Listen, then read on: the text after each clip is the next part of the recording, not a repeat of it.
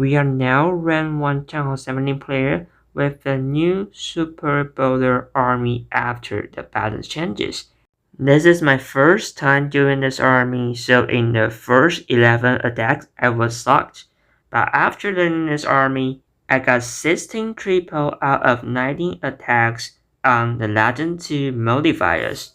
So today I'm going to talk about how to play this strategy so that you won't do the same mistake like me and you can get triple every time in your ranked league. So now let's dive into the video and see how it works.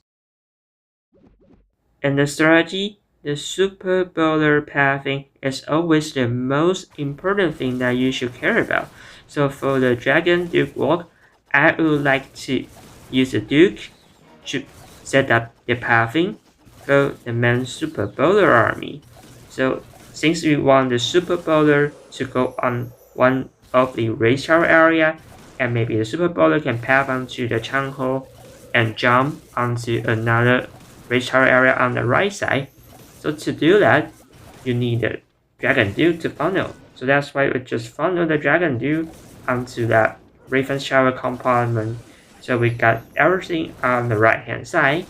And on the left hand side, you can use the Queen and the King to funnel on the left. So all the main Super Bowler army can go onto the left hand side race tower area instead of going to the outside. And I bring the giant arrow with the Queen. Of course, you can try using the magic arrow, but I just found the giant arrow more comfortable for me. The giant arrow has some use case. One is that you can use the giant arrow to get the air defense. Here I want to get the air defense on the right side to support the Dragon Duke after he revived, but we didn't get it, that's okay. And another use case of the giant arrow is just to funnel all those trash buildings on the outside so we can send the king deeper into the base. And the third use case of it is just to use the giant arrow to trigger the invisibility tower. And of course, you can just switch the giant arrow to the magic mirror since it's already got nerfed. But I guess it's optional, and I found the giant arrow was more comfortable for me, so I'm still using the giant arrow. And here, since we got a good funnel, we can just easily use the vulnerability, jump into the base. We almost jump every walls from the left side of the base to the right side of the base. That was just crazy, and it's gonna be a triple for sure. There are two defenses that are pretty scary to the Super Bowler strategy. One is the lava launcher, and another one is the guardian, especially the logger. Every ground strategies are afraid of these two guys, but why this Super Bowler is too strong in this meta is that you have the Verdant Eternal Tone, Heroic Torch, and the Super Bowler damage is pretty high, so you can just pop the Verdant ability and get all of those defense right away.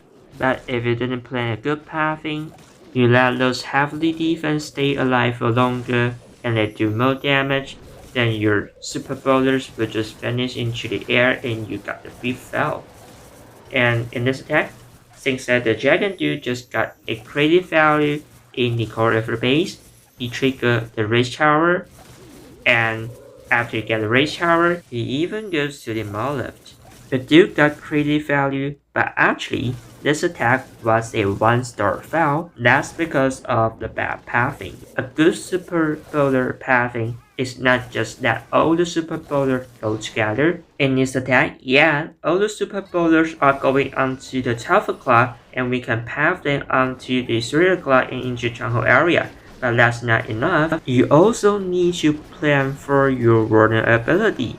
Here I was planning to use the vulnerability on the right hand side Town Hall area because there's a race tower and the guardian is the best value using Verdant Eternal Tone there. But the problem is that we are already get so much hit from the lava launcher before we start the Verdant Eternal Tone. Now everything is pretty low, so we are forced to pop the Verdant ability early. But if you pop the Verdant ability early, then nothing can deal with the race tower core and the race guardian, race heroes. Nobody can deal with them. and that's probably gonna be a 1-star in the end. That's because see, if you start from the top side with your bowlers, you can, if you use your warden ability early, you tend for the lava launcher, but you didn't tend for the race tower area like this. But if you still saving your warden ability, then your super bowlers die early before the warden internal turn, everybody died, then you still fell. So instead of starting a super bowler on the opposite side of the Chang hole, why not start the bowler on the Chang hole side? In this case, you can just pop the vulnerability early onto the tunnel area, and you can also temper that lava launcher when you pop your vulnerability. That's gonna be a much more reasonable plan for the vulnerability. And here we are attacking on the same base again, and we are still using the dragon dew on the same side of the base. Just get that mallet and everything on the right side. And unfortunately, this time we got a even worse burial.